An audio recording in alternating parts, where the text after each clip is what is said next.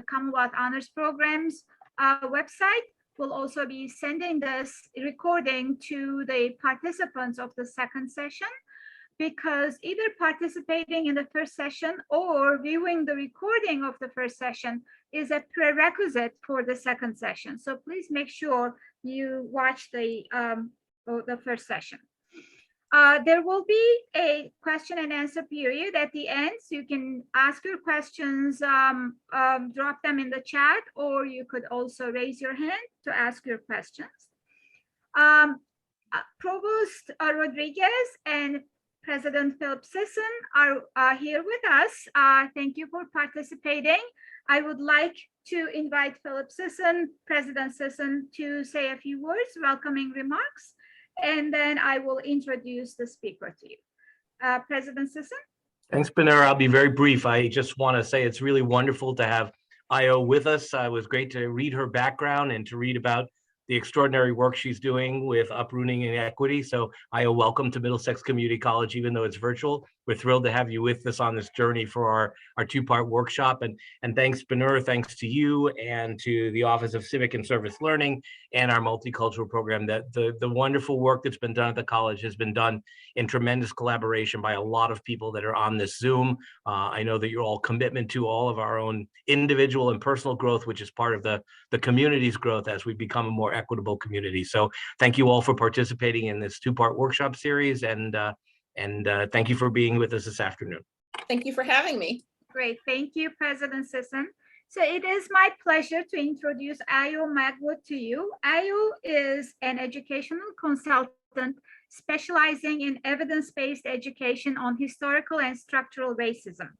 Her presentations include primary and secondary historical sources, data, quantitative maps, research studies, and original conceptual diagrams, and each session represents about 300 to 400 hours of research, synthesis, and graphic design work.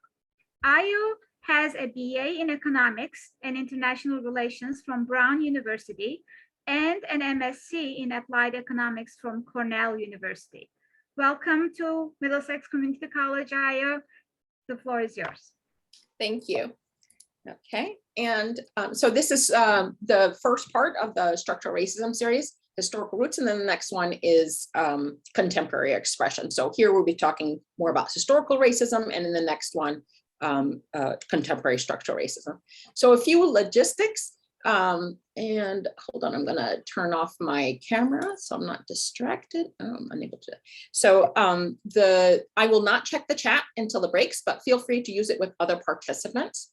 Speak up to ask clarifying questions. I do not mind being interrupted, even mid-sentence, for clarifying questions. You can save your wondering questions for later.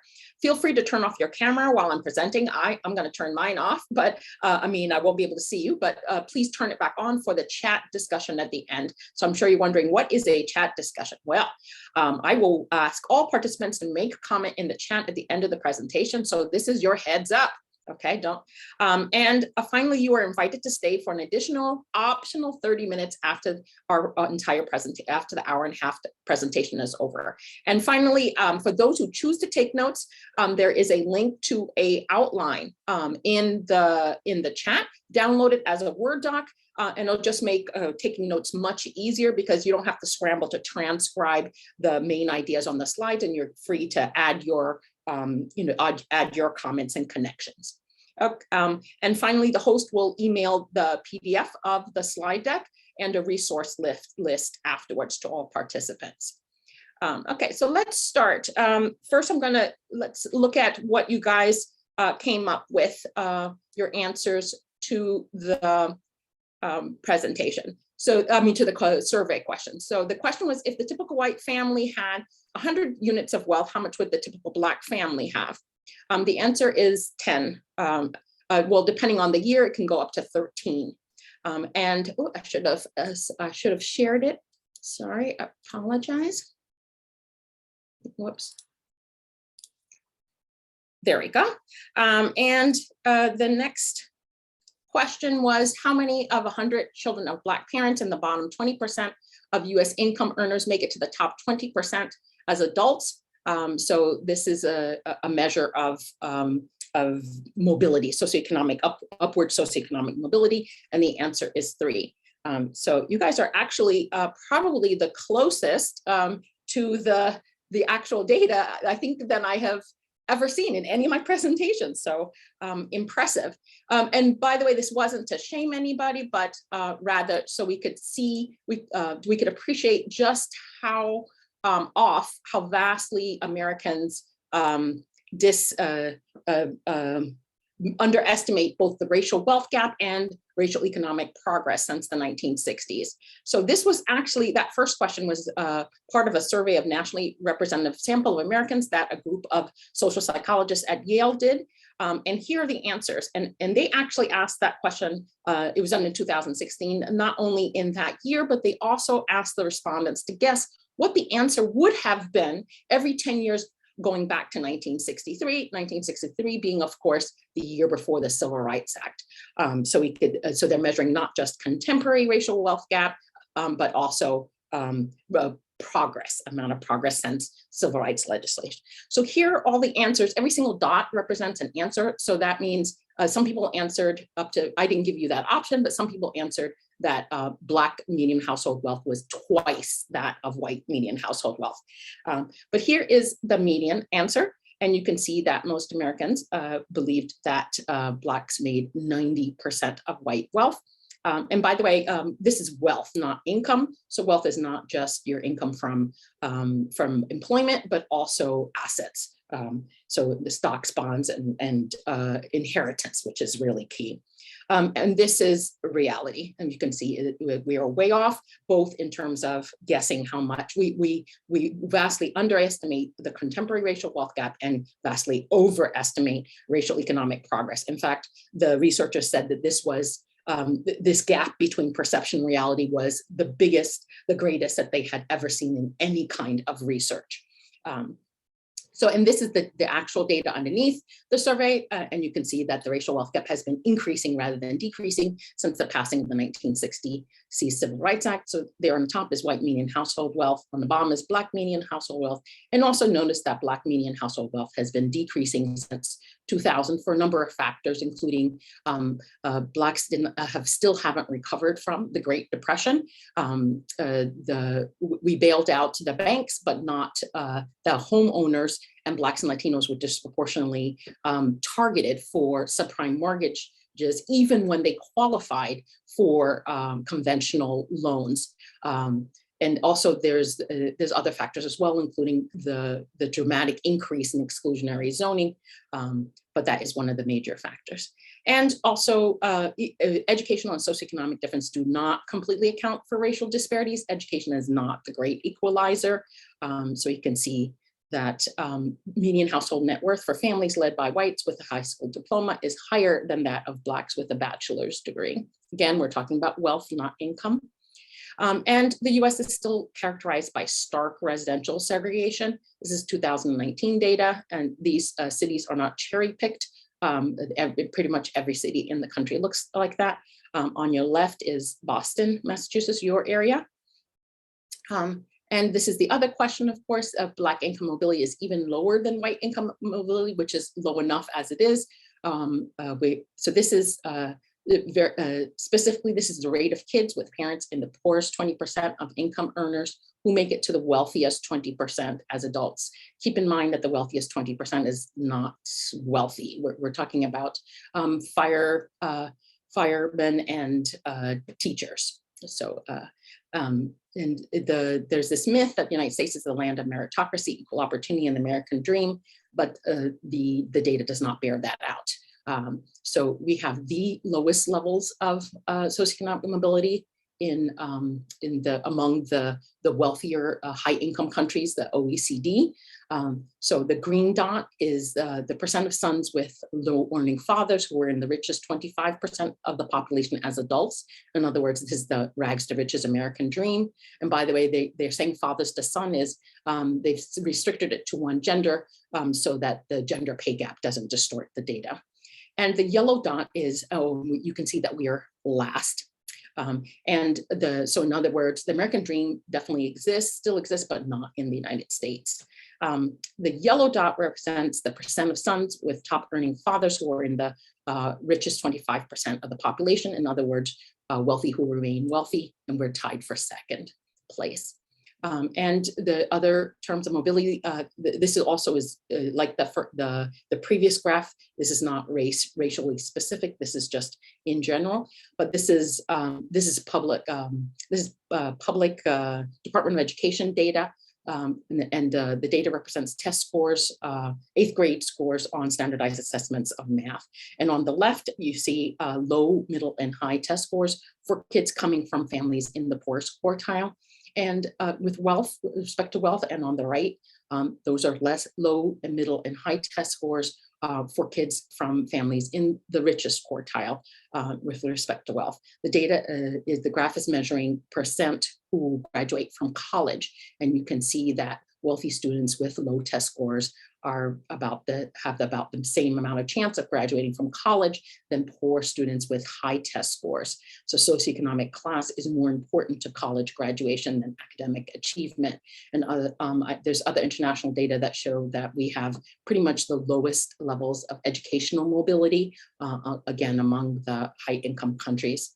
And finally, wealthy white students, and because of that, wealthy white students are much more likely to attend a highly selective institution. You can see here that there's both race and class are factors, but race is separate, has a separate contributing factor than wealth or income. So that was my introduction. So now we can understand the essential question better. So the essential question that we're trying to answer today is, why has there been so little progress in racial economic equity since the Civil Rights Act? That's what we're going to answer today. And we're going to learn from what we've seen that most racial economic disparities have not decreased since the 1960s, that racial disparities cannot be fully explained by educational behavior, and racial disparities are very geographic or place-based. We're going to go more into that next time. But again, just to keep this in mind today, that we're trying to figure out, we're going to find out the root causes of that. Okay.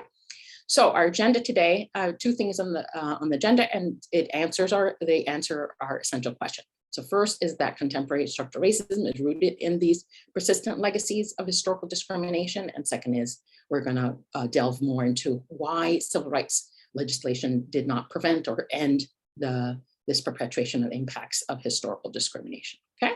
So first we're going to go into back into history and figure out, look at historical discrimination and then trace it forward.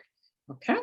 So again, so the contemporary racial disparities, and thus a lot of the recent uprisings and protests are rooted in history.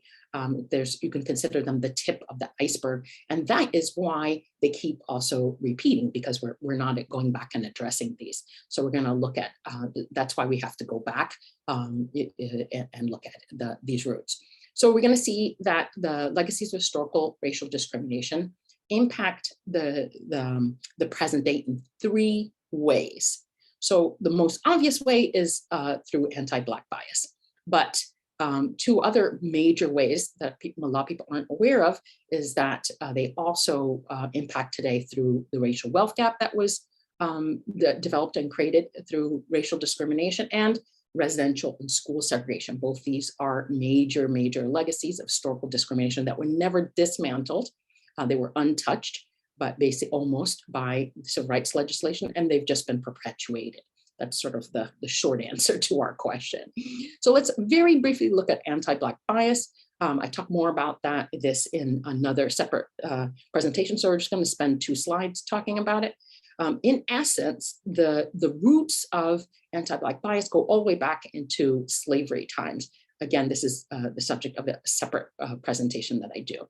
But the short summary of the presentation is that anti-Black bias was the story we told to rationalize slavery. We needed a way to rationalize why we're enslaving humans despite believing in Enlightenment ideals. All men are created equal. So are it was cognitive dissonance, right, between our economic incentives and our political beliefs. So confirmation bias, right? We told a story of inherent Black inferiority, so it's okay to enslave Blacks. They didn't count in all men are created equal. It was the short answer. So this, we can think of bias as the pernicious legacy of slavery. The main legacy of slavery is not economic, but rather cultural. The very essence of what we have inherited from slavery is the idea that it is appropriate, even natural, for whites to be on the top and blacks on the bottom. For example, why are white individuals usually assumed to be the most qualified candidates for job and college admission? And why do so many Americans look at the vast economic disparities between different socially constructed races of the same species and conclude that the most plausible explanation for them is that they're due to racial differences in individual merit? So they're both indicators of these biases. And even though they're rooted in slavery, this quote unquote, this inferior status of oppressed people, and this is a Yuval Noah Harari talks about this in *Sapiens*, and he uses the example of how biases are perpetuated in the United States as an example of a larger phenomenon that humans unfortunately do across all societies and across history. They're used to rationalize continued discrimination. This is a quote from his book. The result was a self-reinforcing cycle of cause and effect, a vicious cycle. 2 centuries of slavery meant that most Black families were far poorer and far less educated than most white families. By 1865, whites took it to be a simple matter of fact that Blacks were less intelligent, more violent, sexually dissolute, lazier. These prejudices became more and more entrenched as time went by. Since all the best jobs were held by whites, it became easier to believe that Blacks really are inferior. Trapped in this vicious cycle, Blacks were not hired for white-collar jobs because they were deemed unintelligent, and the proof of their inferiority was the paucity of Blacks in white-collar jobs. Such vicious cycles can go on for centuries and even millennia, perpetuating an imagined hierarchy that sprang from a chance historical occurrence. Unjust discrimination often gets worse, not better, with time. Money comes to money and poverty to poverty. Education comes to education and ignorance to ignorance. Those once victimized by history are likely to be victimized yet again, and those whom history has privileged are more likely to be privileged again. And again, he was using the example of the United States with African Americans, but he emphasized that this is unfortunately a very common pattern in all societies. But like I said, that's only brief. What we're mainly focusing on today is the economic legacies of historical discrimination, the racial wealth gap and residential and school segregation. So those are the roots. Remember, the principal legacy of slavery is the bias, but we're going to focus today on the relatively more recent historical discrimination from 1930s to the 1960s, because the principal legacy of that is economic. Even though, yes, the bias was perpetuated, but far more important legacy of that period is the economic disparities. Okay, so you can think of it as a monopoly game. It's as if, and this is not my metaphor, this is Kimberly Jones. It's as if whites were playing Monopoly for a long time, many rounds, and have accumulated both wealth and geography, right, housing in residential areas. And all of a sudden Blacks are allowed to play, but with zero distribution or extra money to compensate, but somehow they have to catch up. But of course, they're playing against groups that have been accumulating wealth and housing equity for generations. So we're going to go first into racial wealth gap, okay? And then we'll come back to the other. So there's been centuries of public investment in white families, while the government at the same time was blocking wealth accumulation for Black families. This is just a snapshot. I'm just going to go through some highlights. Of course, there's many more things. The monetary value of slavery is estimated at, depending on the study, in 2022 dollars, actually 2021 dollars, between 14 billion to 10.7 trillion. Of course, formerly enslaved persons never received any compensation or reparations for centuries of free labor. The Homestead Act granted 160 acres of free land that we stole from the indigenous people, and gave it to 1.6 million white citizens, sorry. Less than 6,000 Black families benefited. The New Deal minimum wage and overtime laws and the Social Security program transformed the lives of white workers and the elderly. They intentionally excluded the job categories that most Blacks and Latinos had at the time, namely domestic labor, agricultural labor, and food service, which is why, even to today, food service are not subject to the minimum wage laws. The Wagner Act protected union collective bargaining, greatly increasing security and wages of blue-collar workers. Blacks and Latinos were excluded formally from unions until the 1960s. In practice, even in places like New York City, it wasn't until the 1970s or even the 1980s that they were allowed in. The GI Bill spent the equivalent of what would today be $119 billion. They provided college tuition to 2.2 million veterans, training to 5.6 million veterans, unemployment benefits to nearly 9 million veterans. It was intended to be for all, but Southern congressmen refused to sign it until they got reassurances that they could implement it in the South according to local segregational practices. So very few Black and Latino veterans benefited because, of course, the second Great Migration was during World War II, while the veterans were, the Black soldiers were already fighting the war. In other words, the vast majority of Black veterans came from the South and returned to the South, and none of them received any benefits. The very few Black and Latino veterans in the North did benefit. And the FHA and VA spent the equivalent of what would today be $1 trillion on highly subsidized mortgage loans, creating almost whole cloth a new middle class. And Holk spent about the equivalent of what would today be $2 billion on refinancing of housing. Less than 2% of these subsidized mortgages went to all non-whites combined.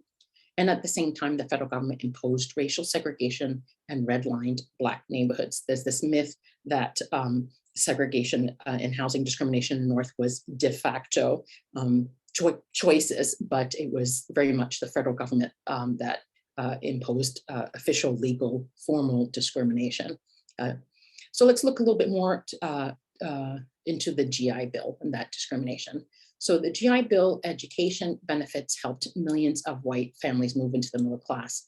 By 1955, about 2.2 million veterans had participated in higher education. The country gained more than 400,000 engineers, 200,000 teachers, 90,000 scientists, 60,000 doctors, and 22,000 dentists. Another 5.6 million veterans enrolled in some 10,000 vocational institutions. 4 out of 5 men born in the United States during the 1920s served in the military, and about half of them used the GI Bill for education and training. Prior to 1940, colleges were mostly for the privileged, but the GI Bill opened doors to many who were Catholic and Jewish, including rural people, first-generation immigrant offspring, and veterans from working and middle-class backgrounds. However, the GI Bill was colorblind in theory, but mostly white only in implementation. Again, this was not by design, and this was against the wishes of the veterans who put this together. So for example, this is a quote from Charles G. Bolt, who was the chairman of the American Veterans Committee. He was speaking in 1947. Over 1 million dark-skinned ex-servicemen are by training, discipline, sacrifice, and determination prepared for integration into the nation's life as first-class citizens. The nation has almost universally failed to grasp the enormous opportunity which is presented through veterans' benefits for this minority group. It is as though the GI Bill had been earmarked for white veterans only. And the GI Bill and FHA mortgages also helped the quote unquote ethnic Europeans, Jews, Italians, and Irish become white. I'm gonna zero in on Jews. So Jews were not considered white before, let's say in the 1950s. It was the 1-2 combination of First World War II being integrated into the troops, followed immediately by that they were allowed access to the GI Bill and the FHA mortgages. They were considered white during this discrimination. And I want to, and it was after this that whites became that Jews became accepted as whites by a lot of American white society, and most importantly, in terms of access to federal benefits. I just want to point out that I am not, there's many ways to define white, and many Jews do not define themselves as white with other criteria. I'm only speaking very specifically about access to white benefits for federal government benefits, okay? So this is from How Jews Became White Folks. A century ago, Jews and other European immigrants were defined as non-white. After World War II, Jews were considered among white folks. Brodkin in particular underscored the important roles of government policies and programs. She specifically emphasized the roles of GI Bill of Rights, which treated Northwestern European men and Southeastern European men equally with the benefits received, and FHA and VA mortgages, which facilitated residential assimilation. Jacobson also recognized the role of government racial policies such as the GI Bill of Rights and the government's white-only approach to suburban housing loan in the admission of Jews into whiteness. The myth that Jews pulled themselves up by their bootstraps ignores the fact that it took federal programs to create the conditions whereby the abilities of Jews and other European immigrants could be recognized and rewarded. And let's look at how this affects today. We're going to look much more into this next time, but just to give you a taste. Remember what Yuval Harari said, wealth begets wealth, right? So this racial wealth gap, which is passed down to us, which we have inherited, none of us we're in charge of that, but we've inherited it, has a lot of consequences on today. Whether you have wealth in your family influences whether you have a safety net to take professional risks, whether you get assistance with down payment on a home, assistance with starting a business. And in fact, it's not just the financial help, but also just having wealthier, more educated parents, well-connected personal contacts. And also, this is huge, the lack of a need to financially support parents and relatives. And this is true also for recent immigrants, low-income immigrants, that in addition to, they can't spend their income, they can't invest it because they're spending it to help out their parents or grandparents or cousins or aunties who don't have retirement funds or health insurance. And finally, it's in a different color because it's part of the other thing we're going to discuss, but access to wealth is going to influence whether you live in a neighborhood of concentrated poverty or a neighborhood of concentrated wealth. And we're going to see that neighborhood wealth is separate. There's some overlap, but it has a separate effect than household wealth, right? There's one thing, household wealth is how much financial income you have access to, but all your the neighborhood you live in is going to, if it's concentrated poverty versus wealth, is going to impact your access to opportunity, like for example, schools, public schools. And so that is why, that is a lot of what is behind this graph that we saw. So for example, let's look at the graduate, the vast racial wealth gap between Blacks and whites who go to college. Part of that is because across the board, across races, increasingly it's only people with wealth who go to college. Again, we have less and less educational mobility in the United States, particularly in selective colleges. There's data that shows that 60% of the students at selective colleges come from the top 1%. I'm sorry, 20% come from the top 1%. So in other words, what I'm saying is those blue bars, the white wealth for bachelor's and graduate degree, it's not just income. A lot of that is inherited wealth, right? Because whites with a little wealth, they're not going to college either. And then a second big reason behind that gap is because, again, Blacks with bachelor's and graduate degrees, they can't invest that. They can't save and invest their the income that they're not spending. They're usually first generation and spending it, helping out their family. Again, that holds true also for recent low-income immigrants. So we have finished now the racial wealth gap. We're now going to go on to residential and school segregation. Okay. So we have a long history of housing discrimination, and we also have a long history of this housing discrimination being reproduced in other forms. Each time one form of housing discrimination gets prohibited or banned, it's simply reproduced in another form that gets around the rules that's not technically race conscious. For example, we had racial zoning during the late 1800s, 1970, which means that this, this neighborhood is white only. And back then, by the way, the Jews weren't considered white, so and neither were a lot of Persians, Arabs. There's a whole bunch of people who weren't considered white, so that affected all of them, all of the groups. So Buchanan v. Worley ruled that government segregation ordinances violate the Equal Protection Clause, so that they were immediately replaced with legally enforced private restrictive covenants. So these were specific to the house or the housing development, as opposed to government zoning. Was considered private and so therefore not subject to the 14th Amendment. However, they were legally enforced by the courts. They were also replaced by economic exclusionary zoning, which is zoning based on single family zoning only. But of course, because Blacks had less income because of what we saw, the wealth gap, then it disproportionately affects Blacks and Latinos. That continues today. And in fact, that has been increasing significantly since 2000. And both of these, I want to point out that both of these were very intentional. There's a reason why there's zero gap between Buchanan v. Worley and these, because they were very intentional, explicitly ways to get around Buchanan v. Worley. Shelley v. Kramer ruled that private restrictive covenants were not legally enforceable, so fine, they just continued and were socially enforced. That was ruled in Fair Housing Act, prohibited private housing discrimination on basis of race, but not by income and class, and not coincidentally, that's when exclusionary zoning started increasing, economic exclusionary zoning. Arlington Heights versus Metropolitan Housing Development Corporation upheld economic exclusionary zoning. Meanwhile, there was also the FHA and VA GI Bill, which was openly and very formally legally discriminated against Blacks, white only. Contract buying is private sector, but also continued redlining also by the government. And then there was also private real estate agent discrimination, which also continues today.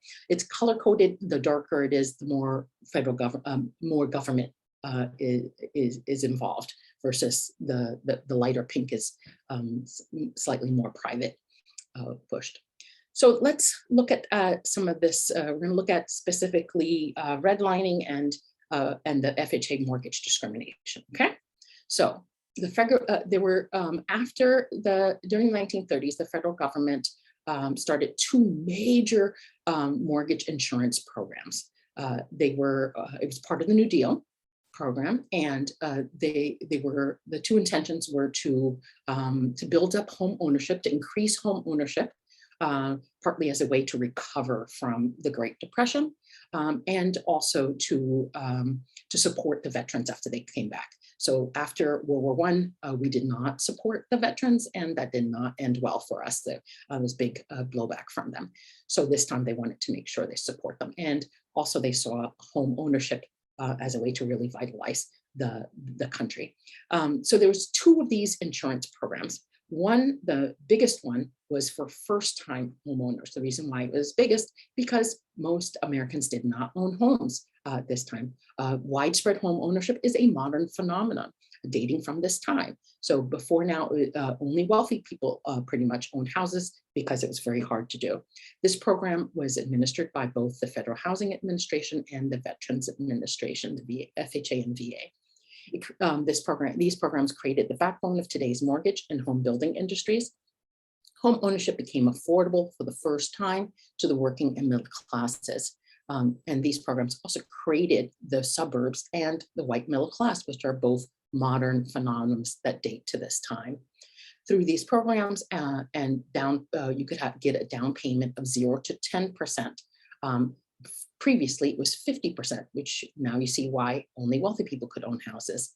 And you could have 25 to 30 years to pay back the mortgage, as opposed to 3 to 10 years previously and outside this program. Again, you can see why only wealthy people own this program.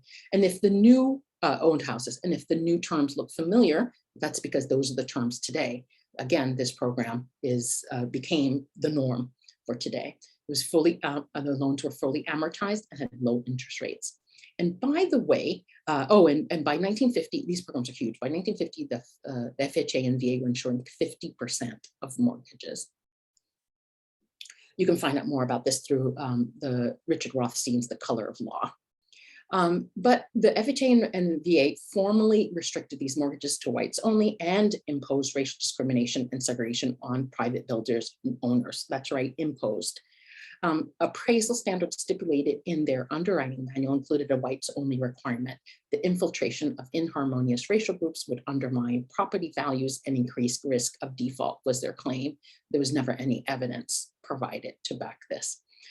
They also recommended racially restrictive covenants on the homes, individual homes, or on the plats of the housing developments.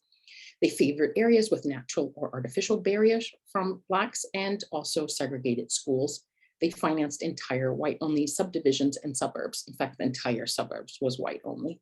They discouraged loans in urban neighborhoods where Blacks were, and again, less than 2% of this 120 billion, just in today's money would be over 1 trillion, that the federal government underwrote in new housing between 1934 and 1962 went to all non-whites combined. Here's some images of what these suburbs look like. This is specifically Levittown, these were the most affordable these were for working class families. What it says, this tract is exclusive and restricted. That's code for white only.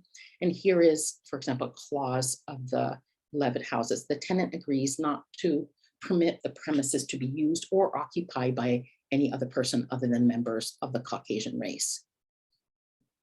And let's look at the impact of these programs. So again, the middle class is a modern phenomenon. In 1940, 10% of the population was middle class. This probably declined a little from 1930 due to the Great Depression, but not much. This expanded greatly to 50% in 1970. We take this for granted.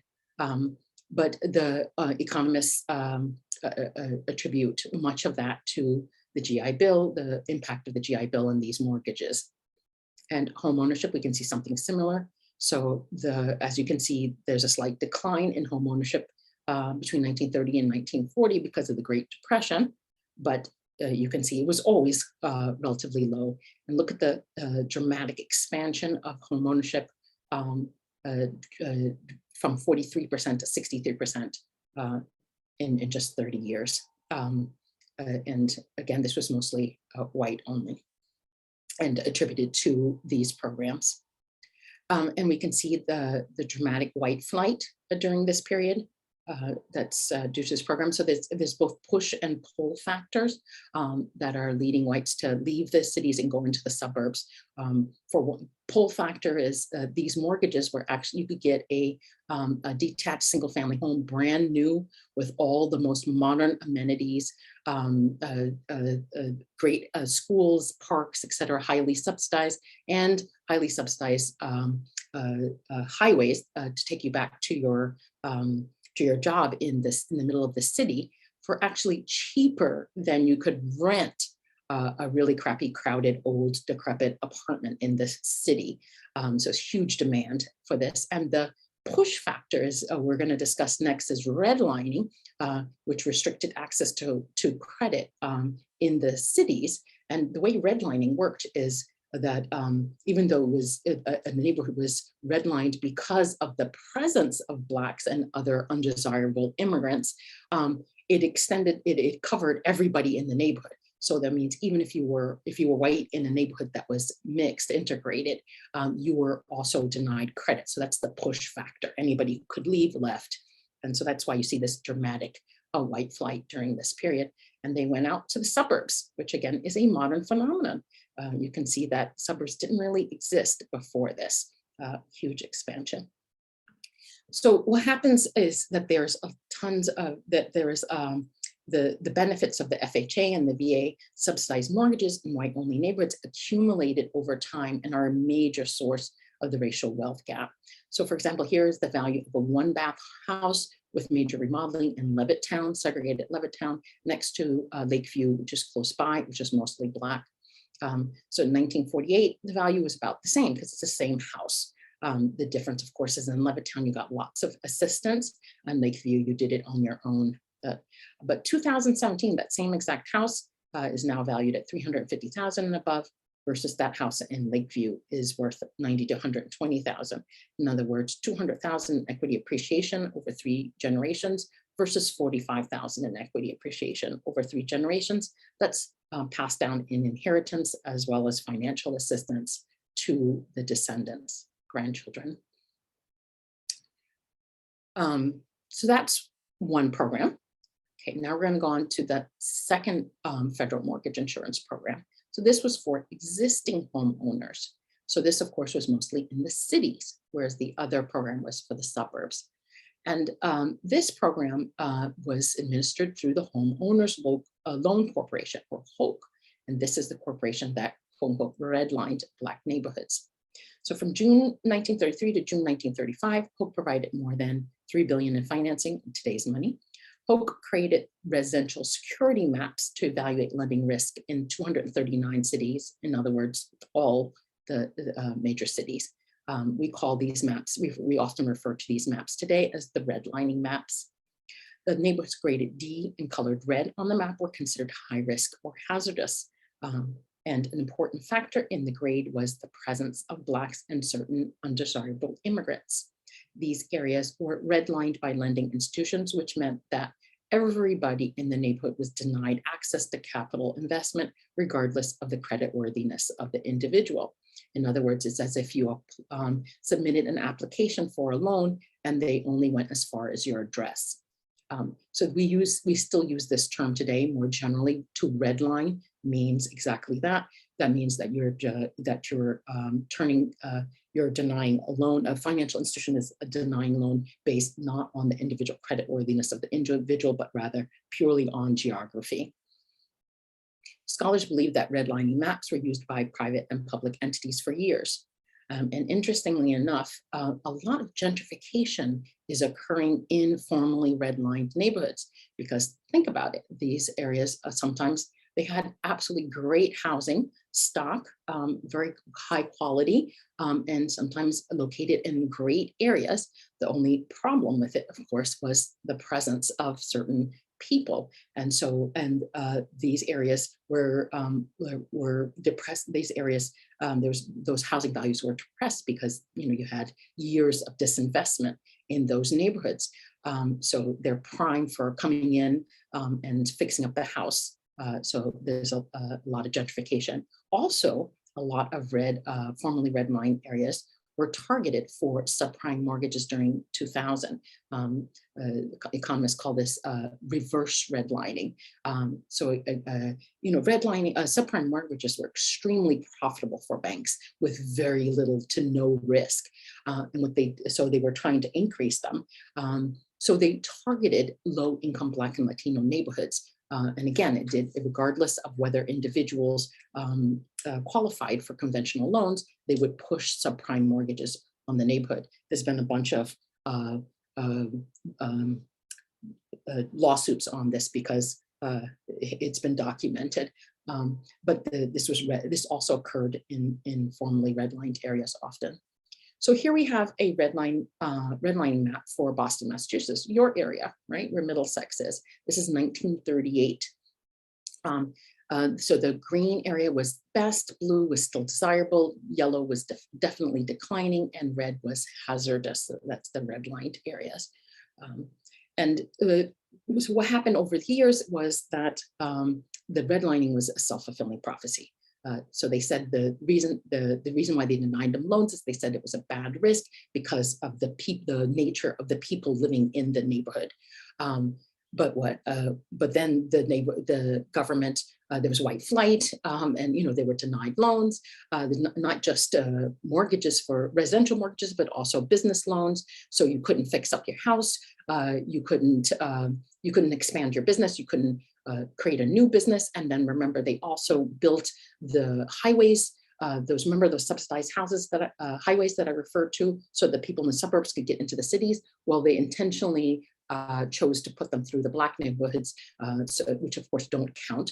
They didn't want to mess up the white neighborhoods. The government also dumped jails and social services, factories, etc. in these neighborhoods. And surprise, surprise, after several generations, they became the quote unquote ghettos.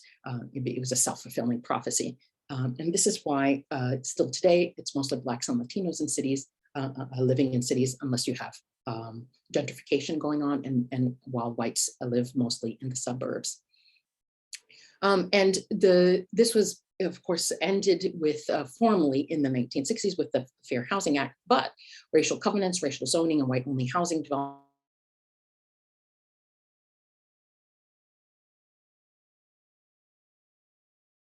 and all of the yellow is zoned for single family only houses. So this has the intention, this has the effect of keeping out low income families who are disproportionately Black and Latino. So 43% of the Boston metro area's municipalities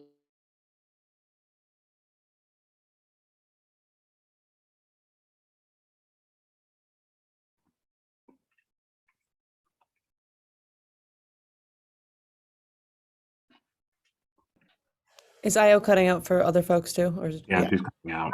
IO, can you hear us?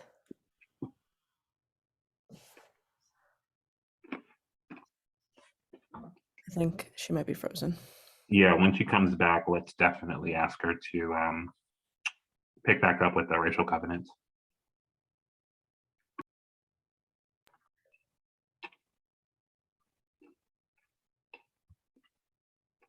And it is probably her internet connection, right? Yeah. Okay, thank you guys for your patience as we troubleshoot this. You guys will just sit tight shortly.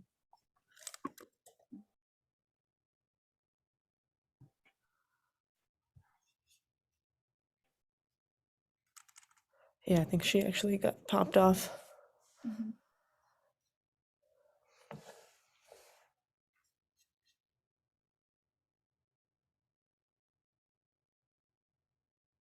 Do you want to stop recording and start again, Kelly? I'm gonna let it go just because I don't, and then I'll edit this part out. Okay. I'll edit the recording. I just don't know how it works if I'm. Yeah, thank you. Uh-oh. This must be it.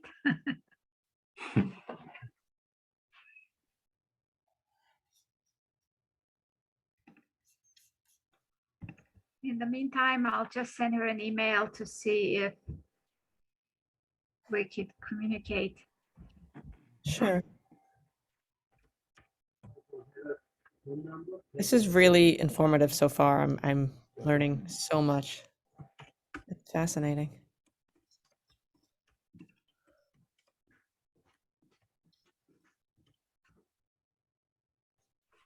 Alexandra? Oh, you can't unmute. Hold on. There you go.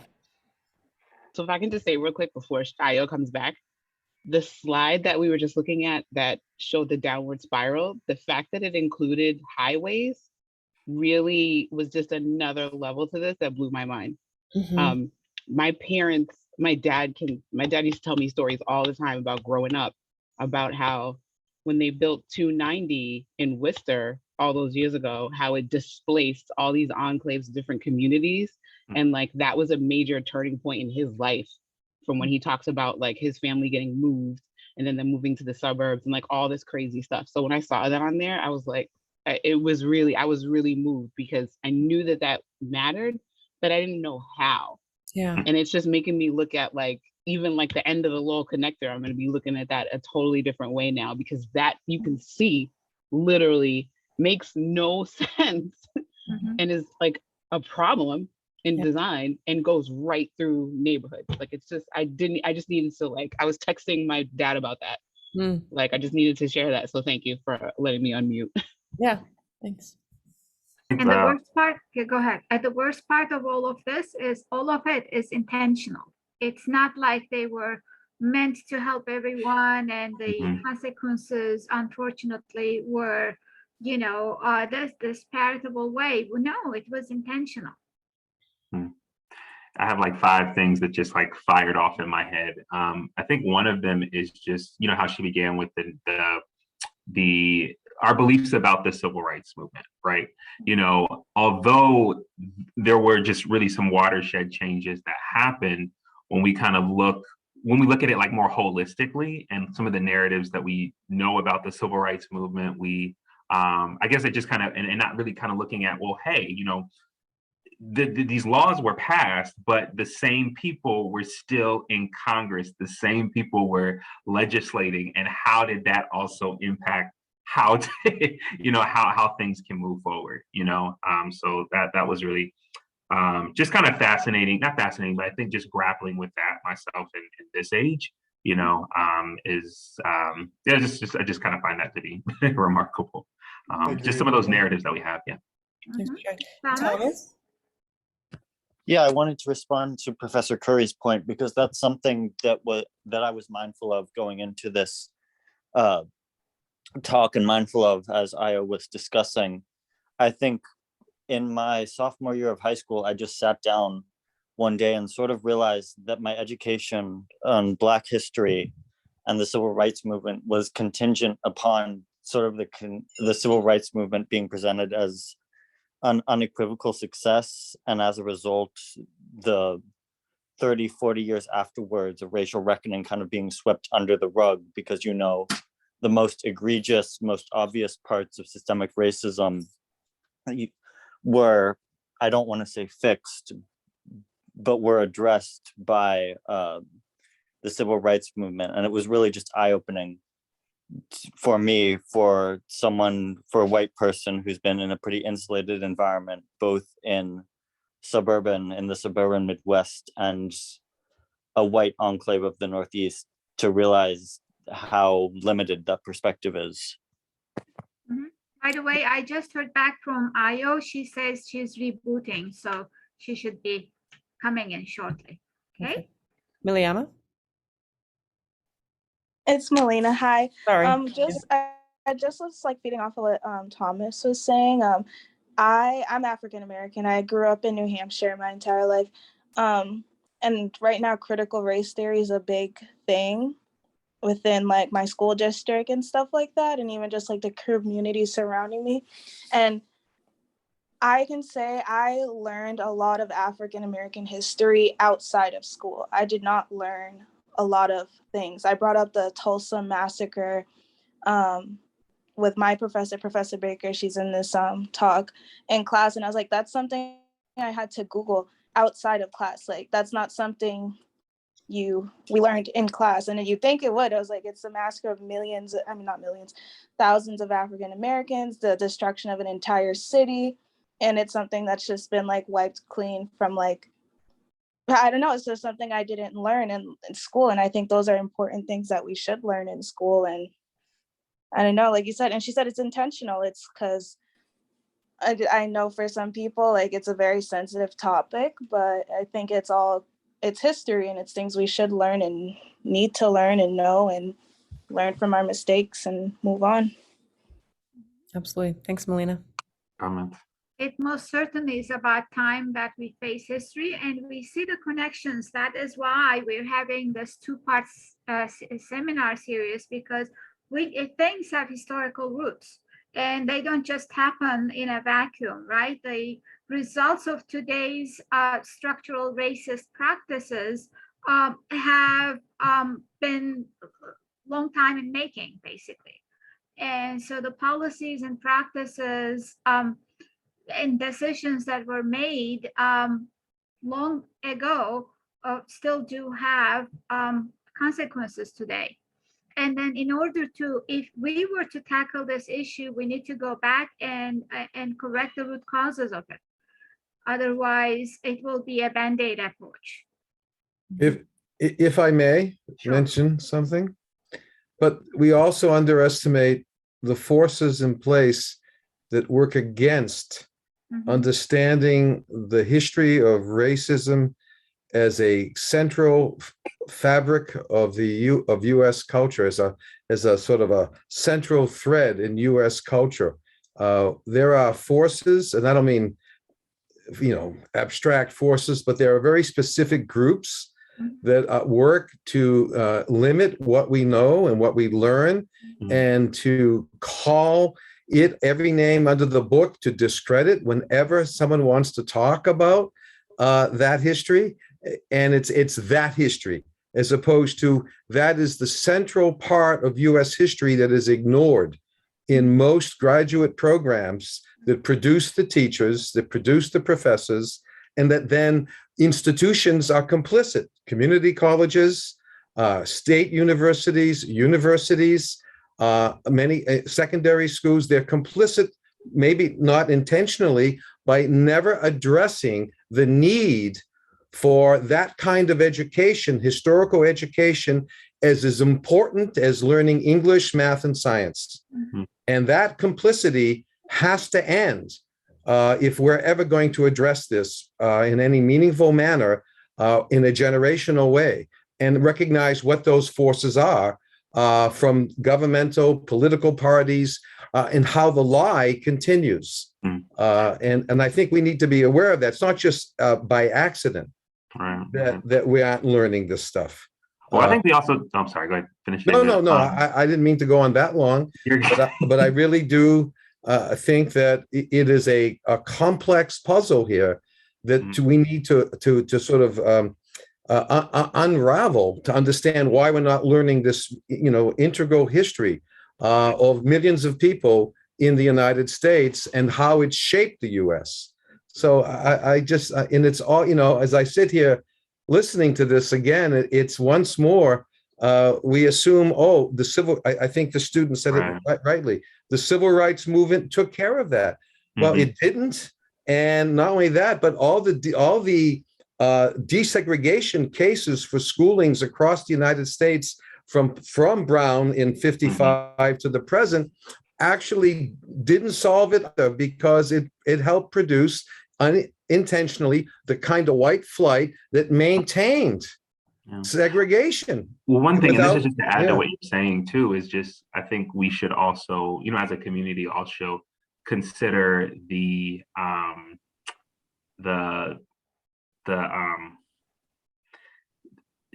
high profits in maintaining it the way that it has been. My God,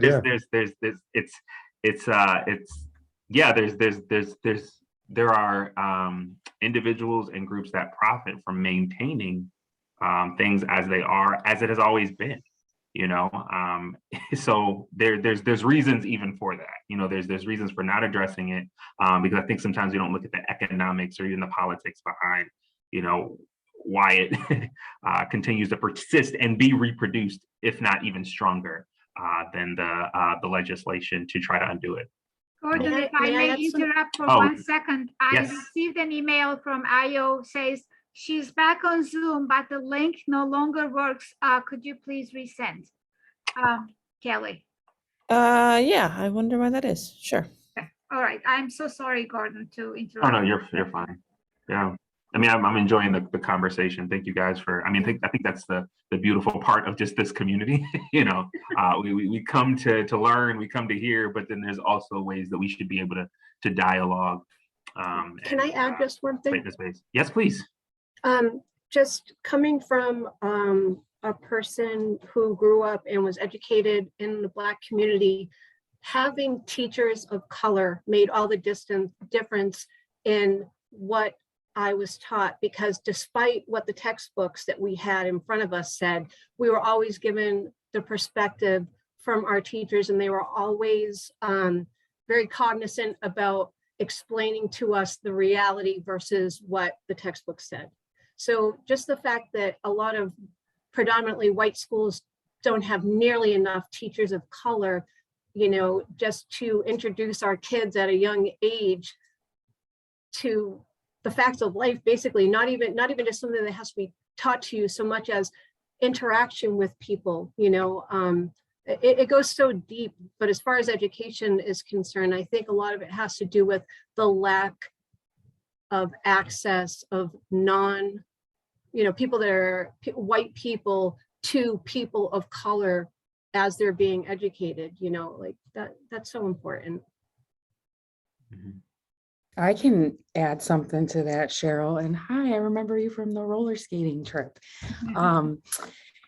So I was talking to a student the other day. This student is a Black student and she is an early childhood education major. And she actually shared with me what you just said, that she does not aspire to be a lead teacher in a preschool. She aspires to be an assistant because she feels like as a Black woman, the kids will not look like her. And so that makes her uncomfortable. And I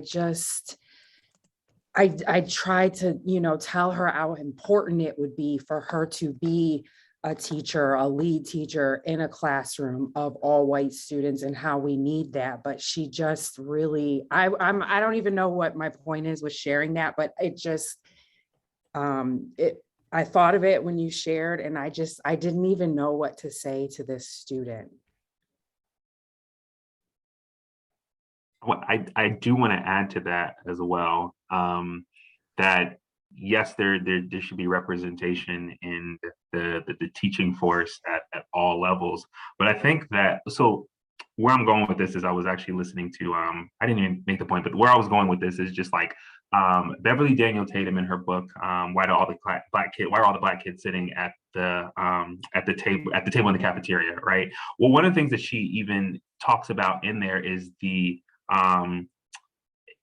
what goes invisible are the white allies, that have also been a part of like pushing towards and educating in terms of like just kind of like freedom and liberation, so I think it's both and, it's educators of color, to show students of color and white students, that there can be success on multiple levels. It's not just within one particular group of people, but then also like white teachers that are engaging in liberatory practices that are helping to speak well of and affirm the identities of their students of color, and also the continuous cultural development of their white students. Like it's like we all have a place to play in this, and we all have a part to play in it. And so I just mentioned that because sometimes what goes invisible, are some, particularly like, let's go back to the civil rights movement. Let's look at some of the white allies that also, unfortunately lost their lives, but then also worked in terms of like that freedom struggle. Those go, those are oftentimes, invisible when it comes to history.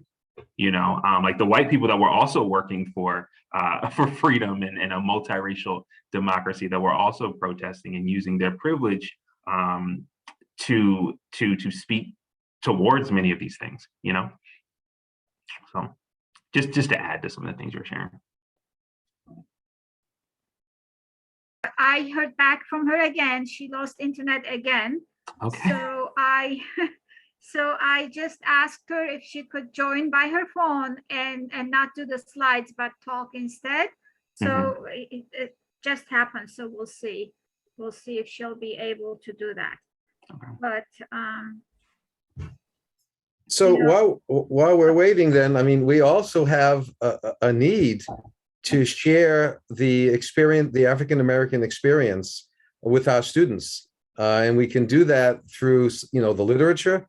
We can do that with some great works, by James Baldwin, Ta-Nehisi Coates, Ibrahim X. Kendi, and there are others, obviously.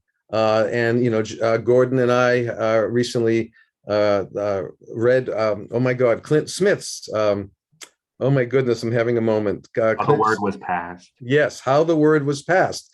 America's Reckoning with Slavery. One of the students just mentioned that things are not being addressed. These works are powerful, and there are others that would begin to introduce not just an experience, but a history in our culture. And I don't know if, I'm just thinking about solutions as we move, I'm not with you. I'm an interloper. I just came in to see what was going on today. But as the college moves forward, the common book used to be something, but having a book that everybody reads, that is dealing with racial equity issues, historically and otherwise, that could be a way to go forward until you really get something in the core curriculum, if you would. And I want to just highlight what Gordon was saying, and that is that you can't assume that because someone is a person of color, or someone is Latino, or someone is white, that they're going to teach and engage from the standpoint of understanding the issues that we're all talking about today, because oftentimes they were never taught either. And so I think that there is a need for workshops for whomever will teach the required courses on, race, racism, and et cetera. There's a need for summer workshops to make sure everyone's on the same page too. That, that's another thing. So anyway, that's all. Melina? I'm back. I'm really sorry about that. That's okay. Oh, here you go. Let's hear from Melina for quickly, and then go back to I get settled, yeah. Melina? I just really liked what the professor before was saying about books and stuff. My professor, I really appreciate what she's doing for us. We just finished the book Have Mercy by I forget his name, Brian something. Anyways, Can you share the screen with me? Yes. Sorry. All right. Oh, no, you're fine. Yeah, and it talks about just like how racism has affected like mass incarceration currently, and that's the whole reason we're doing this. Where our class is a part of this Zoom meeting today, because it's like you guys were saying back before, it's still affecting us today, and it's gonna be a while before it's not, and it's not just one issue; it's a million issues. And yeah, I just wanted to say like books are important, and it's the educators who do teach us or who are implementing those type of lessons in class who are greatly appreciated. Like I said, I'm a Black student. I'm a Black student, and I have a limited education on Black issues. So that was my point.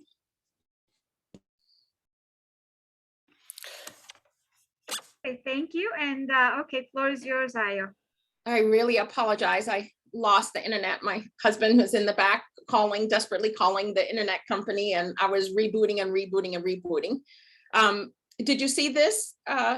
We did. I think that's where we ended. Yeah. Okay. So we were just having a nice discussion in the interim that I think was very necessary for our community. Okay. Oh, good. So hopefully you made lemonade out of lemons. That's good. Good time to process it. Okay. Do you have any questions that came up of what I've covered so far? Not at the moment. We'll probably have some things towards the end, but yeah, I think where you left off with racial competence was okay. A place to transition over. So we can see that is part of the reason why there's still very strong, economists have found very strong correlation between where the redlining was and poverty and low homeownership rates and the demographics of the population. So they've done econometric studies, but that's very boring and not very fun to show you. So instead, I'm going to show you just sort of some anecdotal evidence. So there's the Boston redlining map from 1938. And this is racial segregation today in 2019 in the same area. And look at that, right? That area, that redlined area is now Latino.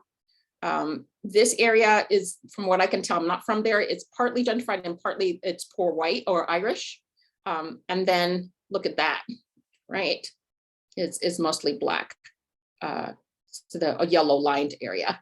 But this is sort of more the national data. It shows that 74% of the neighborhoods that Hoke redlined, meaning graded as high risk or hazardous in the early 1930s, is low to moderate income today. And nearly 64% of the neighborhoods that Hope redlined in the early 1930s are minority neighborhoods today.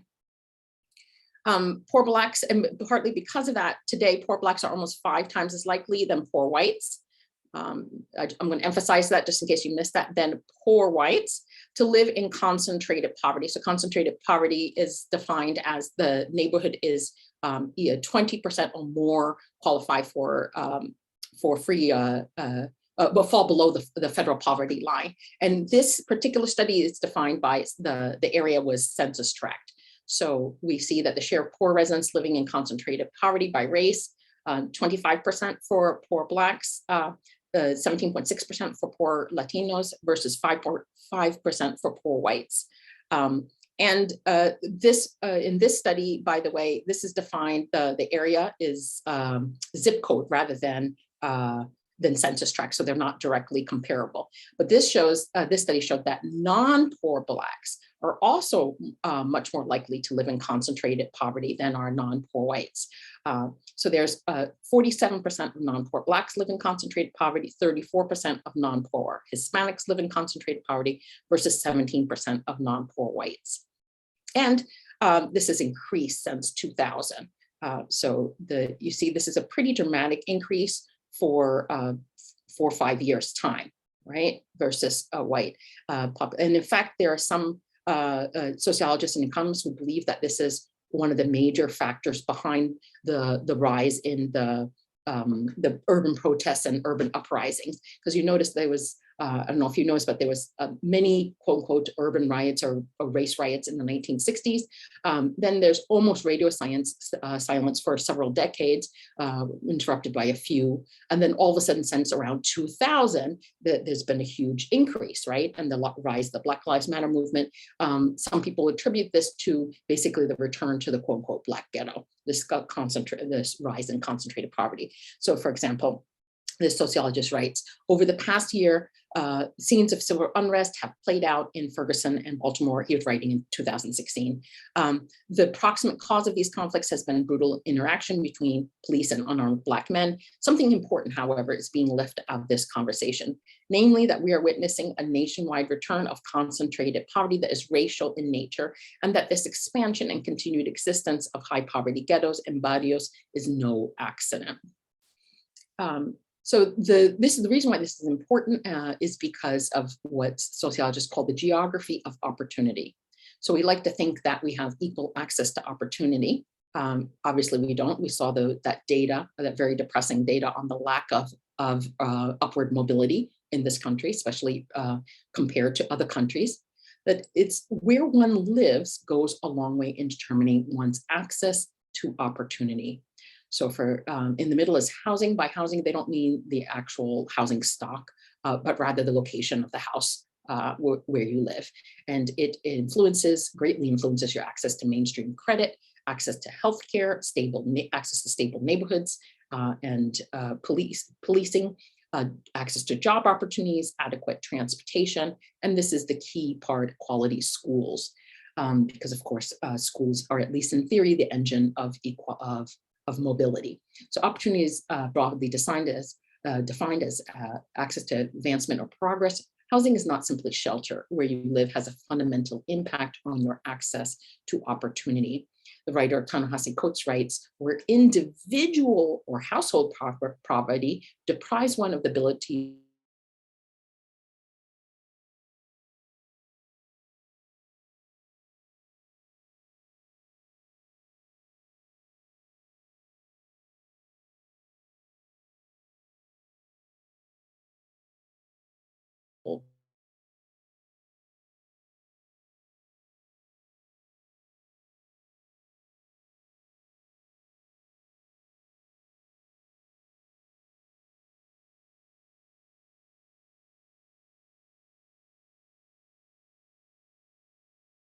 school budgets than do schools in low-income neighborhoods. So instead of being, in our country, in the United States, instead of education being the engine of equality, it actually reinforces inequalities, both economic and racial.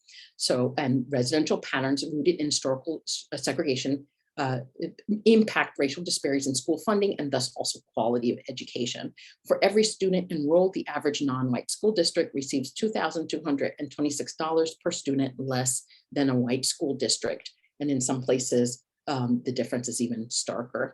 And this leads to sort of spilling over into the next session. But this is one of the big reasons why access to opportunity and thus also upward mobility varies widely by place, geography. So for example, this is a study by Raj Shetty out of Harvard University. They calculated different indicators of upward mobility by place. And so this map is showing share of low income, the lowest 25% percentile of Black children who are in the top 20% of household incomes by age 35. And you can see how dramatically it differs by place, geography. So now we're going into the second part, which is shorter, which is why didn't civil rights legislation end this racism, which of course is the huge myth, right? So they did, they're a lot less effective and successful than, in our mind's eye. So politicians like to, and history books try to play it up, but actually it has very mixed records. So on one hand, yes, the Civil Rights Act did dismantle Jim Crow in the South, and that's fantastic. And they also expanded the Black middle upper class, or at least in the initial decade. Of course, with affirmative action, affirmative action ended essentially in the late 1970s. It mostly exists in our heads. It's another big, huge myth. But they did not, they didn't do essentially anything about dismantling residential and school segregation, obviously didn't narrow the Black-white wealth gap or dismantle what was there existed, and they did not do anything about improving Black, white, or working lower class access to employment, housing, and education, or alleviating concentrated Black poverty, and little to nothing on reducing racial disparities in policing and criminal justice. And that is pretty intentional, very intentional. So here I'm going to go over a couple of points. Civil rights legislation only outlawed future discrimination. They did not repair the accumulated gains of past discrimination, which continued to impact the present, namely, or principally, the racial wealth gap and residential and school segregation.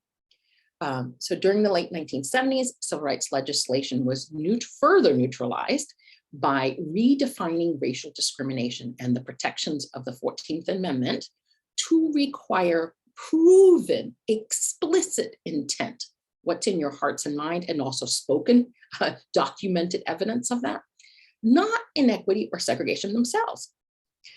So this extremely narrow definition excludes discrimination due to covert intention. It's pretty easy to hide your tracks. Due to implicit bias, due to in-group favoritism, and all the studies show that in-group favoritism is actually stronger than out-group prejudice, and that most discrimination comes from in-group favoritism, not outward discrimination. Nor does it, it also includes the perpetuation of historical discrimination to protect vested economic interests. Fancy word for that is economic rent. And that is the case most of the time, actually. Thus, many instances of examples of historical discrimination, segregation, have been reproduced and over time protected in fashionably race-neutral forms with wealth and geography, which are the main legacies, acting as proxies for race. We're going to go into more detail of this. Don't worry, that's just my overview. So that is why, so all of that discrimination in the middle, right? We continue to, it continues. And yes, bias has part of it, is part of the reason why it's reproduced in different forms, like for example, exclusionary zoning. But actually the main reason is because it created that discrimination for years, it created vested economic interests. So it created structural advantages for certain families and certain groups. And who wants to let go of that? Nobody, right? And so even if you have zero racial intent, every single family has every single adult has very strong incentive or instinct to maximize their well-being and their wealth, and also to pass it on to their descendants. We have that very strong ingrained instinct to make sure our children do well, that our children have all the opportunities and advantages that we can possibly give to them, and make sure that they have a better life than we do. And to do that, we use our advantages. Some people would say privileges, right? We use our wealth, our connections, etc. that we got. And so those economic interests, we just reproduce it from generation to generation. Because who wants to let go of that, right?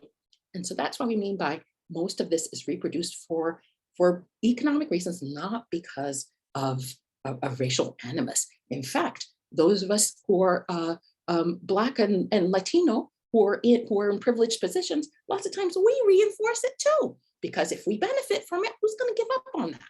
Okay. So again, it's like that monopoly game. No one is giving up their money and with their wealth, and no one is getting up their houses, and that they're just passing it on to their children. Okay. So let's going back to that list. One of the things, like I said, is that first of all, the laws, the original 1960 laws weren't very powerful, right? It was mostly surface and very intentionally because of economic interests. And this is the classic politician move, right? They put something that looks good on paper, but everyone with economic interests has already pushed them to make sure that there's huge gaping loopholes that they can drive a Mack truck into, right? My parents were my father's white, my mother's Black. They met in the civil rights movement. And I was recently interviewing them, and I said, what about that time? And I said, what did you guys discuss they belong to the Brooklyn chapter of CORE, Congress for Racial Equality. What did you guys discuss in your group, in your chapter, the day the Civil Rights Act was passed? And there was a silence on over the phone. He was very confused. And he said, wait a minute. You don't actually think that the Civil Rights Act actually did anything, did you? What did they teach you in that school, in your school? I thought you went to a good school. He's like, come on, everybody knew it was just on paper, that it was superficial window dressing to make the politicians look good. We didn't discuss it at all. It's just a politician move. You didn't think it actually did anything, did you? I felt very stupid. But then again, on the second layer was during the 70s. 1970s, again, there was changes in legal doctrine that made it even less powerful. They call this the intent doctrine, and it proved an insurmountable bar to proving racial discrimination in court. By 1979, the court had embraced the racism as hate model we continue to struggle under today, demanding proof of malice on the part of a culpable actor. This bar is almost insurmountable. Absent a recorded use of a racial epithet or an in-court confession, malice is virtually impossible to prove. The Supreme Court has never, ever, ever found discrimination against non-whites under that approach. If the state expressly mentions race, common almost exclusively in affirmative action programs, then the court will review the legislation with extreme skepticism, in virtually every case overturning the challenged program. If, however, the government avoided any direct invocation of race, the new normal in racial discrimination cases, then the court would demand proof of malice, an insuperable hurdle. Quick to condemn all corrective uses of race, but blind to racial discrimination against minorities. So this allowed the reproduction of this discrimination made it very easy to circumvent with fashionably race-neutral policies and practices that have racially disparate impacts, right? They continue to have the same impacts, even though it doesn't say anything in the law. And this is because they're based on either wealth or geography, which are a result of centuries of excluding Blacks from programs, government programs, welfare, white affirmative action, some people call it, and what was I gonna say, and were never dismantled, right? So it's so wealth and geography act as proxies in policies and practices continue discriminating against Blacks and often Latinos. And we saw that, right? We saw that. Remember, we worked through here and we saw how every single time a certain practice was prohibited, it was reinvented in a different form that circumvented that prohibition. And we're not going to go into it, but this is a part of a larger pattern. So, for instance, when slavery was prohibited, I don't know how many of you know it, but those slave owners weren't going to pick their own cotton, right, or pay for it. So they reproduced it. Slavery was extended for an additional 90 years after it was legally prohibited through convict leasing and debt peonage. So often you had the very same formerly enslaved enslaved people working for free on the fields of that very same former slave owner. Jim Crow housing discrimination in the South was reproduced in the North with racial zoning, and then of course economic exclusionary zoning and FHA discrimination. Jim Crow schools in the South were reproduced in the North with quote unquote de facto segregated schools, because of course we have the school zoning system. So if you have segregated neighborhoods, you automatically have segregated schools and theaters and everything else. And these days, we also reproduce this through private schools and selective admission schools and many other ways too. And then same thing in voting. After Black men gained the right to vote, they simply reproduced it. They found other ways to prevent Black men from voting. And this was stopped with the Voting Rights Act. But after Shelby County v. Holder gutted the Voting Rights Act in 2013, we went back to our old tricks. Photo ID uses wealth as a proxy for race. And also the Voting Rights Act did not do anything about felony disenfranchisement and redistricting, which again were intentional to keep Blacks from voting. And policing and criminal justice, we see same thing, the drugs replaces the old pig laws that were used in vagrancy statutes. And so just for a quick example, because of that, Black and white Americans sell and use drugs at similar rates, but Black Americans are 2.7 times as likely to be arrested for drug-related offenses. So you can see here that Blacks and whites sell drugs around the same time, same rate. Whites actually use drugs slightly higher rate, but Blacks are 2.7 times likely to be arrested by for selling drugs, and also far more likely to be incarcerated for drugs. And same thing, these are, I'm focusing on the economics in this seminar, but just so you can see the same pattern, right? So that is why historical discrimination has been reproduced and perpetuated throughout the years. And again, it's often not for because of bigotry. While discriminatory policies and practices are sometimes reproduced and perpetuated because of implicit or explicit bias, they're more often reproduced in order to protect these structural advantages they created and pass them on to our children. In other words, individuals with privilege of all races reinforce structural racism to maximize self-interest within the constraints of institutions, rather than because we are quote unquote bad or quote unquote racist. Deeply ingrained desires to succeed and ensure the well-being of our children drive us to opportunity hoard, is the term for it, and reinforce the inequitable systems that benefit us, even despite egalitarian values and warm feelings towards African Americans. And in fact, low-income whites also suffer from this opportunity hoarding, are harmed by this opportunity hoarding and extremely low educational mobility and income mobility. But of course, African Americans are disproportionately disadvantaged, harmed because of that, of our history, undismantled history. And our disproportionate access to power, contacts, and wealth makes this possible for us to do this. Okay, I have finished. So I would like I already warned you, I'd like everyone to comment in the chat. You can say anything you want or ask a question, but here are some possible prompts.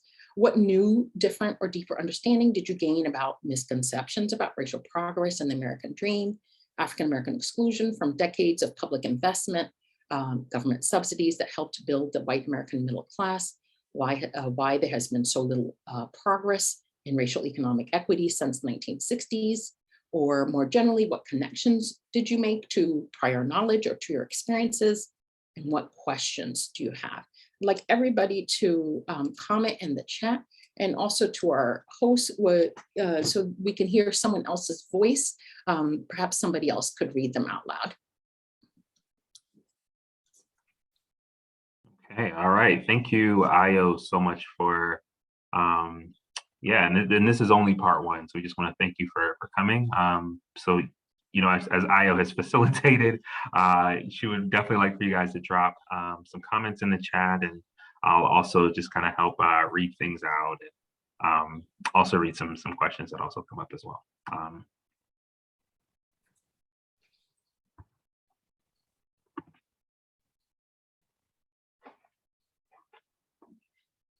So Io, I can kick things off. I think one of the things that at least this talk has helped me understand more and more in detail is just the federal policy, or even just some of the local policies that have really held the structures of racism in place in terms of like why we see the outcomes that we see, across racial lines. So one of the questions that I have particularly, and we'll open the floor to other questions that want to be either dropped in the chat or spoken out loud.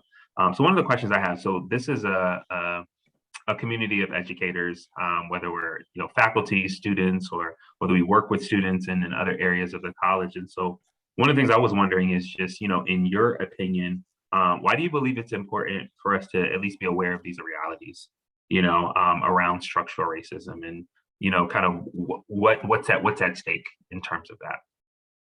Also as an educator yourself, like what are your thoughts? You can't dismantle a black box. Essentially, there's a lot of people who, some people who are not interested, but there's a lot of people who are interested in reducing both racial and economic inequality. And like I mentioned, although African Americans are disproportionately affected by the lack of mobility, all low-income people are. Our nation has become extremely, we have more of an aristocracy than a meritocracy in some ways. And there's some people who are interested in changing that, but the only way we're going to be able to change that is if we understand the root causes. You can't just address the symptoms of a problem. And unfortunately, this is a general American thing. We often design public policies based on the symptom. The effects. Like, for example, we have a problem with homelessness, houselessness. What do we do about it? Put them all into homeless shelters. That doesn't address the root cause. It's not going to be effective in the long run. You have to go back and figure out, why do we have homelessness, right? And address that poverty, everything. So it's the same thing with racial and economic inequality. For those of us who want to address it, we can't properly address it either individually or as a neighborhood, as a city, or as a country. You can't design policies to address it unless you understand the root causes. Yeah, no, I definitely resonate with that. So I'm going to open the floor to other questions, but I also invite, I know some people have to get going. So if you need to get going, please do. We will make sure that a recording of this is available on the Commonwealth Honors website as participants. And then also, don't forget to download the our host provided an outline and some other resources that she's making specifically available to those that have participated. Okay, and also if you could remind your colleagues that weren't able to be here to definitely watch part 1 in order to really fully grasp and continue the conversation as we go into part 2 next week. So I do see a hand. I see Marcia's hand. If you want to, Gordon, may I say something before you start? Definitely. If you could stop sharing your screen. Oh, sorry. Yes, yeah. Forgot. Thank you. No problem. And again, those of you who need to leave are welcome to leave now, but I can stay on for an additional 30 minutes for those who want to stay and discuss. And we also have some things on chat that we could read after Marcia talks, maybe. Yeah, Marcia. Thank you for this presentation. I've learned a lot. I have 4 children. 3 of them are biracial. One of them is still in high school and kind of struggles to fit in with other groups and has been having a little bit of problems. And I think it's important that he learns about this. I really think they should be teaching it in schools because he doesn't understand what he might have to face and the consequences he may have to face, because society's not going to see the white side of him. They're just going to look at him as a black man. And we did have one instance.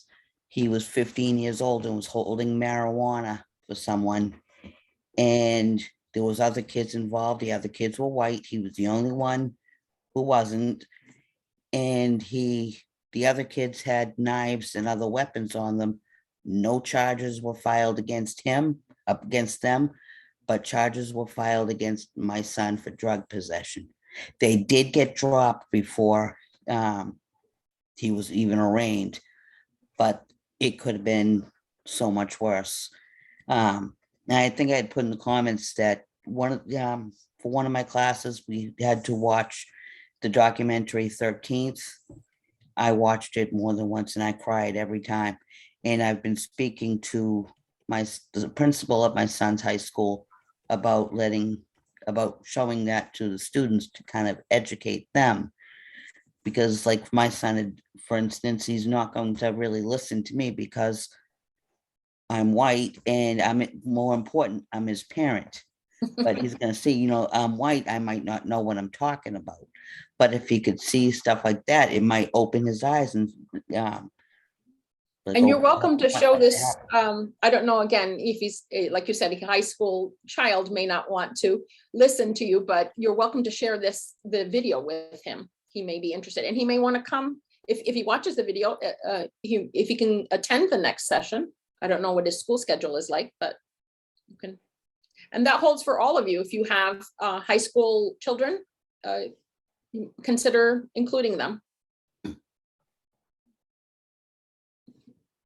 Great, thank you. Gordon, do you want to read some of the chats for everyone? That's what Ayo asked us to do. Oh, definitely. Cool. I'm just scrolling up. So I don't see any specific questions, but I can just read you some of the comments. So this comment from one of our faculty says, I think I got a deeper understanding of institutional racism through actual statistics. I was interested in how things were tied very deeply to housing, especially since we've seen how housing is such a pillar through the pandemic. Oh, I forgot to mention, it looks like the Boston is trying to address some of that zoning, that exclusionary zoning. I don't know the extent, but they are aware of it and trying to address it. Sorry, go on.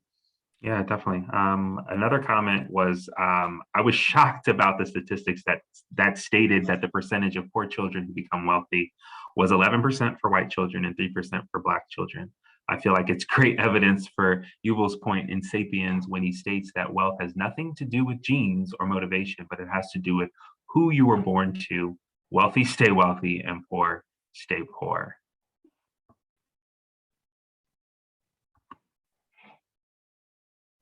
Is it okay if I ask a question? I was going to transition. I'm just opening the space for people to actually ask their questions as well.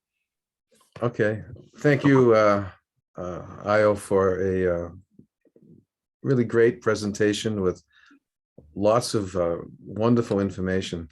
As I've been reflecting on what you've been saying in the conversation we've been having, and it strikes me that we don't come to terms with class in this country very well, and that that not only we have an issue that, yes, there's no question, we need to understand institutional racism historically, and we don't.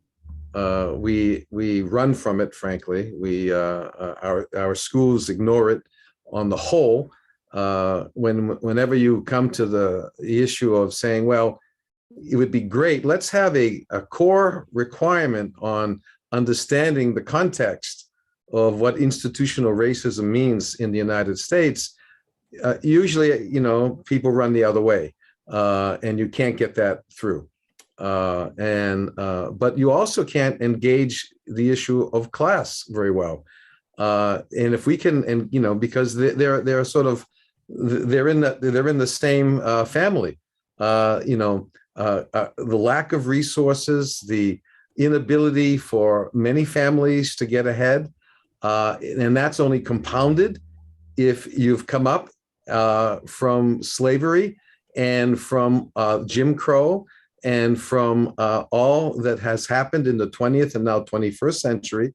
It's even compounded, and yet we don't engage the issue of understanding, and you were doing some of it, looking at redlining, looking at mortgaging and discrimination when it comes to mortgaging practices. We don't engage this at all. You've presented, I'm trying to do this in an economical way here, but you've presented a wealth of information And it all says we don't educate not only our students, but ourselves. That to understand the central, I'm going to say it, I said it when you were logged out, but the central fabric, the major threads of US culture are rooted in racism. It's not an aberration. It's not a sideshow. It's central to who we are as a country. And it's woven into a global history. Let's not forget the global patterns here of colonialism and imperialism. Racism is not, and I think that Isabel Wilkerson did a great job in Caste. Racism is a global phenomenon, and there is this huge pattern, and I am no longer optimistic. I really am no longer optimistic as I once was as an educator, now retired, that we're gaining any headway. These presentations, the kind you've done here, we were doing them in the 80s and 90s, and we're still doing them, and we need to, but we're not gaining the kind of ground in changing the fabric of our institutions, let alone society, and in terms of how we teach this. So long-winded as I am, I'm just trying to say that the challenge before us is, yes, all the students and faculty and staff that are here today have gained, and I have a great perspective. We need to now begin to strategize too, on how do we actually change the way we teach all the time at our institutions, how this information is engaged all the time, so that it's not just, if you would, through periodic workshops, but becomes, if the fabric of our society is threaded with racism and classism, then how do we get those threads exposed and rethreaded within our institutions? That's a huge challenge. And I don't have an answer. After 40 years at Middlesex and nearly 40 years in retire, I still don't have an answer. I hope you all do. And I hope you can find some optimism. But I think that's where we need to go, is we need now to take this into our classrooms by people who know what they're talking about. Good luck.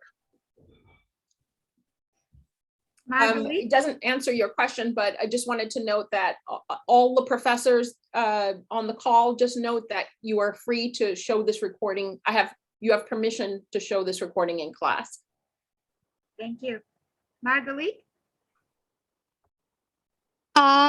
So I don't know whether, I don't know what, like, can you guys hear me? Because it doesn't look like good. Okay.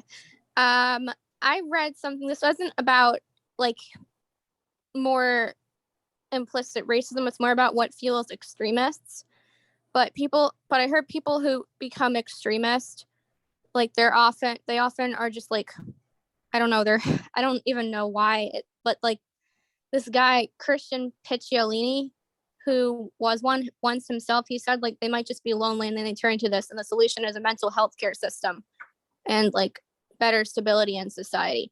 And I'm wondering whether that might help make these rich people stop hiding and start, letting go of their wealth, or like make changes or whatever. I mean, it's a crazy thing to think, but I think I agree with others on the call that I think the deeper problems need to be solved. If we're going to stop anything like war and racism, we have to have this solution. Like I was reading in Professor Ericham's class, there's societies and cultures where, there's people who are in power, but they never become so much in power as they do here, anywhere near. Nothing like that. They always like do things for others too.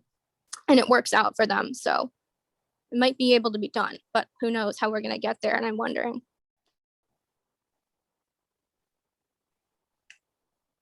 And it also back to what David was saying. I agree with you, David, that there are two sides to it: education and establishing policies, practices, etc. to practice. But yet, when you are in a position of not being able to establish a policy, then you do education, right? and you do it in your circles, in your in your relationships, that way hoping that it will spread. So the Commonwealth Honors Program, as you know, is here at Middlesex. We have always been mindful of these kinds of issues, and we always incorporate these kinds of issues in our classes. And we are the first ever in this college to actually mindfully create a class on race, class, and gender. And the seminar series are part of this, so that other faculty members, because not everyone can take our classes, but if we have public seminars like that, at least the other faculty members and the students are educated, and we mindfully, as a team, we mindfully create these seminars so that they are not, again, a band-aid approach. They're not like quick ways of fixing things. Instead, understanding of deeply rooted practices. That way, we can actually create a change in a more positive way. One of the things I said in my chat, I said, it was amazing, Ayo, that you have shown us that racist practices and replacement of those practices in the name of fixing them, right? But it was just another way of hiding. It was an illusion. So, and then as a society, when we think that, oh, well, it is fixed, and since it's been fixed, you're still poor, you're still uneducated, you're still this. So it's your fault now that because we fixed it, okay? So it's us, we need to understand, no, it's not fixed, it's just reshaped and are being refed to us again. And we need to understand that there are structural and historical reasons why people are poor, why people are uneducated, why people are in the place that they are. And nothing has been fixed. Like, again, like civil rights was not a fix at all. It didn't. So then anyone who studies official history will say, okay, we took care of it with the civil rights movement. Now it's all on your shoulders. Now you gotta get on with it, otherwise it's your fault, right? So, and it is important through these seminars to understand this, to understand the historical roots. And the second part is going to be, I assume, showing us how actually all of these historic roots are reflecting in today's practices. Yes, that's what it is about. Yeah. I've hinted at it a little bit, but we're going to see very specifically how it affects wealth generation, education, etc. And hopefully in our neck of the woods, in our college, we will then critically look at the policies and practices in our culture, in our college, to see if they are actually designed in the way that would, minoritize people more. So it should be out of these learning experiences, knowledge building experiences should come, I agree with you, should come the looking deeply into policies and practices and see what we can do about it. One question that nobody has asked me that I get sometimes is, why do some recent immigrants manage to get ahead? So I can answer that. Partly the question is that immigrants are self-selective. So the ones who come are usually among the brightest, or at least most hardworking and most risk-taking. So so their cousins and siblings who are not risk takers, who are not go-getters, or who suffer from illness or learning disabilities, they usually stay back home, right? So even within the same family. And in fact, that is why you see that immigrant effect only holds for the first and second generation. Third generation immigrants are Americans in every way. I mean, they may enjoy some privilege. They may be in a higher position because of privilege, but they are no more remarkable than anyone else. First and second generation are, and by the way, that is one of the reasons why economists identify immigrants as a major reason why we are so successful as a country, because we skim the world's best. When we're constantly, of course, that has to be repeated constantly, because again, it doesn't last. It only lasts 2 generations. So you have to be, we constantly skim the cream of the crop of, of the world.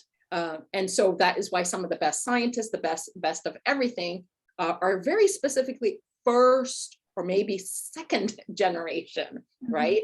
And then another part of that is which immigrants. So we find that, again, the third generation immigrants become Americans, and so they divide. Lighter skinned immigrants become white Americans. Darker skinned immigrants, especially from certain countries, become racialized and have some of the same struggles and the same outcomes as Black people. So for example, you can see that definitely within the Latino community. People from Argentina often, have a very different situation from somebody from, let's say, El Salvador, right? Even in the first and second generation. It also has to do with not just their skin color, but how much education they come with, how much education and family wealth they come with. And then you can even see it among Asians. So Southeast Asians have a very different outcomes and wealth and income levels than, for example, East Asians, who come in with extremely high levels of education and wealth. Something like 75 or higher percent of East Asians come in already with college or graduate degrees. So that are some of the reasons why it's not comparable.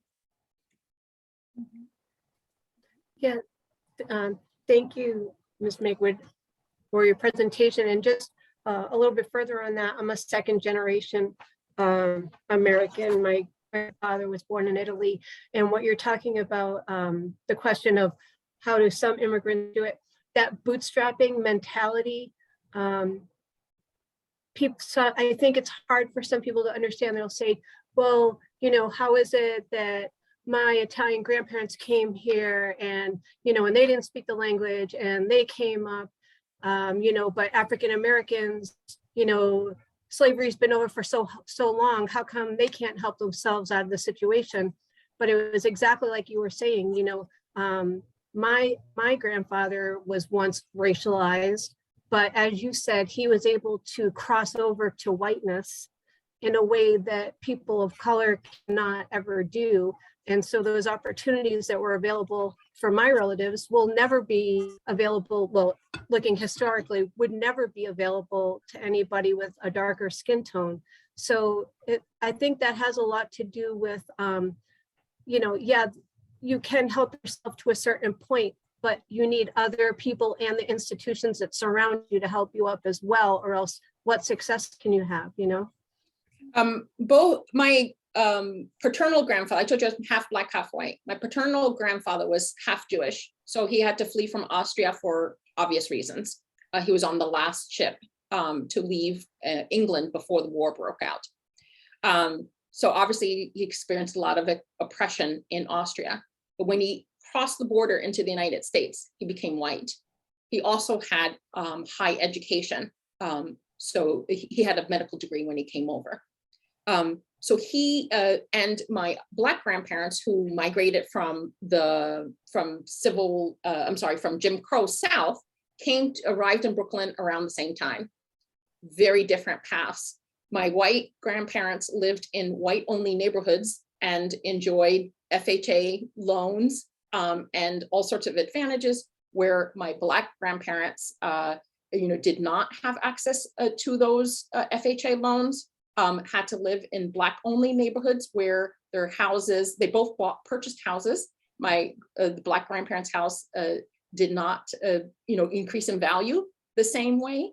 And also my grandfather was not able to join a union. So he worked the same job as his white counterparts. but made a lot less because he was not allowed to join the Irish and Polish unions, because in New York City, all the unions were monopolized by Irish, Polish, Jews, and they were white only, and they did not allow Blacks until the mid 1980s. Melina, you have a question? Sorry. It was just touching to what you said. Back to the book Just Mercy by Brian Stevenson.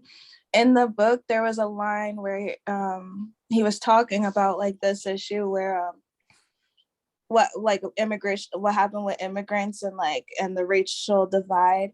And he said, well, if you think about it, he's like, Italians and Jews, they were discriminated against, but what happened was they became the police officers. That's it, because it's about mass incarceration in the book. So his thing was, he's like, well, they're no longer being discriminated against because now they're the ones in charge. They became the police officers. No one's going to discriminate against the Jews and Irish anymore. So that was just what I took from that.